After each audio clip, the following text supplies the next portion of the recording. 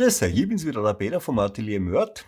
Im heutigen Video stelle ich euch ein ganz besonderes Instrument vor, eine sogenannte Berde, kommt aus dieser Gruppe, dieser Tamburica-Musik und wird als Kontrabass-Begleitinstrument eingesetzt. Mehr davon nach dem Intro.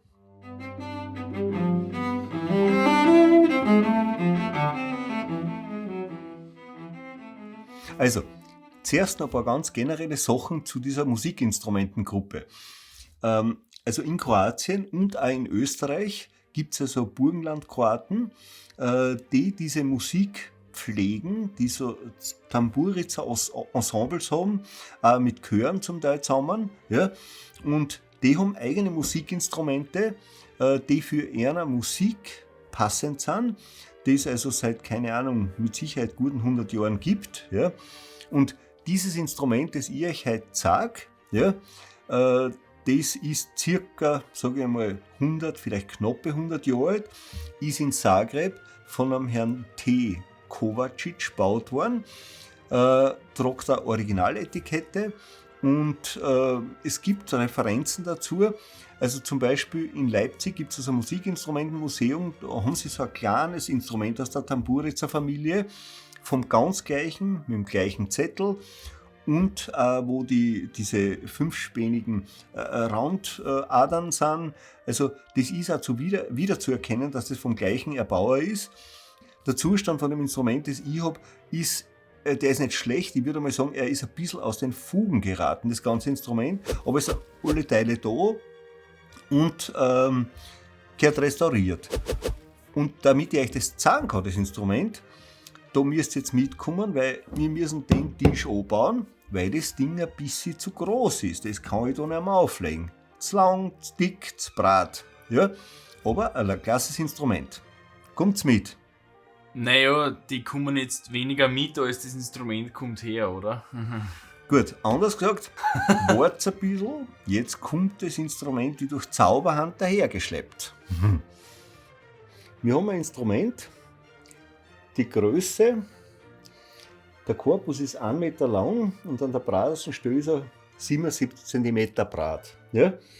Es hat eine Gitarrenform, die Ränder sind mit so einem fünfspänigen, mit so einer Verzierung besetzt. Ja? Auch das Schallloch ist so besetzt und herum ist nur so eine hauchdünne Schicht aufgeleimt worden, weil es eben geschützt wird beim Spülen. Man sieht da ist es schon durchgegangen. Ja? Es ist ein Fichtendecken in einer guten Qualität. Ja? Dann haben wir eine Vogelaugenahorn, zeigen, die sogar ein bisschen geflammt sind. Ja? Auch der Boden hat genau das gleiche. Ja? Es hat überall Originallack, das heißt, das ist nicht übermanipuliert oder zugeschmiert worden oder sonst irgendwas. Es sind alle Teile original. Der Hals hat eine sehr eigenwillige Form, das heißt, er ist sehr schlank, dafür sehr hoch, ist sehr sauber gearbeitet. Hier oben sieht man auch, dass die Schnecken eine ganz eigenwillige Form hat, von allen Seiten, also von vorn sehr schmal das Ganze, aber eigentlich sehr sauber gearbeitet, kann man nichts sagen. Originalmechanik drauf, Abschluss da, durchaus attraktiv gemacht. Ja. Griffbredel ist mit eine Bünde drinnen, weil es eben auch so gespült wird und das ist als Begleitinstrument verwendet worden. Ja. Da drinnen, ich weiß nicht, ob du jetzt da eine siehst, ist das Originaletikett und das sieht man sehr selten, so ein Instrument. Ich habe es ehrlich sogar das erste Mal gesehen. Es schaut jetzt sozusagen im unrestaurierten Zustand natürlich ein bisschen aus den Fugen geraten und ein bisschen zerlempert aus, aber es sind Sachen, die lassen sich natürlich herrichten und für ein Instrument, das so alt ist, ist es eigentlich sehr schön und sehr gut benannt. Ja? Von wem hast du das gekriegt? Ja, das habe ich gekriegt von der Mama von einer lieben Kundin und Freundin und schon seit langem bekannt. Die hat es auch geschenkt gekriegt und hat mir gesagt, ja, ich darf es aber auf keinen Fall wieder zurückbringen, weil das Unikum einfach viel Platz verbraucht. Nur ich finde es genial. Das, was auch noch interessant ist da, das ist, der Boden ist so gebogen gemacht worden. Ja? Das heißt, die Zagen sind da am höchsten und da wieder niederer. Der ist wirklich so Bogen aufgeleimt worden, der ganze Boden. Ja? Also ist eine interessante Bauweise. Habe ich auch noch nicht in der Hand gehabt, sowas. Aber da ist vorstellbar, dass wenn das hergerichtet ist, dass das eben in so einer Tamburitzer-Ensemble einfach wirklich gebraucht wird und gespielt wird. Ja? Und wie gesagt, ist was Altes, nicht manipuliert.